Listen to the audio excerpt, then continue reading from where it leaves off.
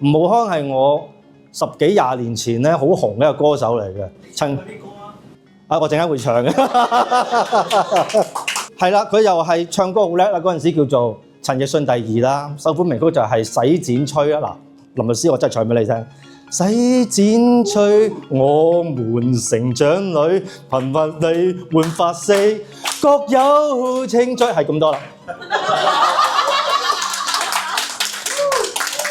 咁啊嗰陣時好紅啦，咁但係咧就嗰陣時唔知點解啦，即係細個啦，20幾歲啦，咁啊即刻住溝女啦，咁啊溝好多女嘅，例如胡定欣啦，例如胡定欣好索㗎，真係唔識貨，例如莊思敏啦。例如鍾舒漫啦，咁所以咧個唱片公司係覺得哇呢個人鬧搞嘅，都唔知唱歌定係溝女嘅，咁所以佢就唔捧佢啦咁樣。咁去到我，其實我同代，我仲大佢1-2歲，我40幾歲。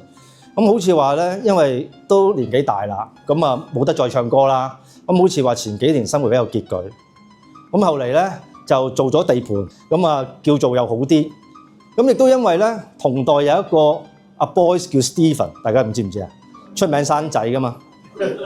生完又唔養噶嘛，咁啊一比之下咧，咁啊吳浩康就好正氣啦。咁所以咧 TVB 咧有一個選秀節目就叫星秀，就嗌咗佢嚟做嗰啲導師咁樣咯。佢有個學員，咁就好 hea 嘅，遲到早退咁樣嘅，自然俾人叮走啦。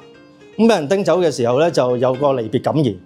咁離別感言咧，阿 Deep 就同佢講啦：阿仔生性啲啦，如果唔係第時去健康院，唔記得同個仔打疫苗就弊㗎啦。咁啊，好似話喺現場嗰度咧都冇乜嘢嘅。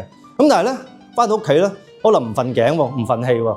咁喺小紅書就唱佢喎，話呢一個歐師傅嗱，即係憑咩啊？話我呢樣嗰樣啊！嗰陣時又溝女又吸毒咁樣㗎嘛。咁當時咧嗰條片又未出嚟嘅，咁網民就一面倒就支持個僆仔啦。咁搞到阿 Deep 就好麻煩。咁後嚟咧 TVB 條片出咗啦，咁我發覺唔係啊，阿 Deep 幾好啊，咁都係人哋即係肺腑之言咁樣，即係你自己即係唔聽教啫咁樣。咁跟住我覺得哇，我好有共鳴啊！你咪即係好似我咁樣。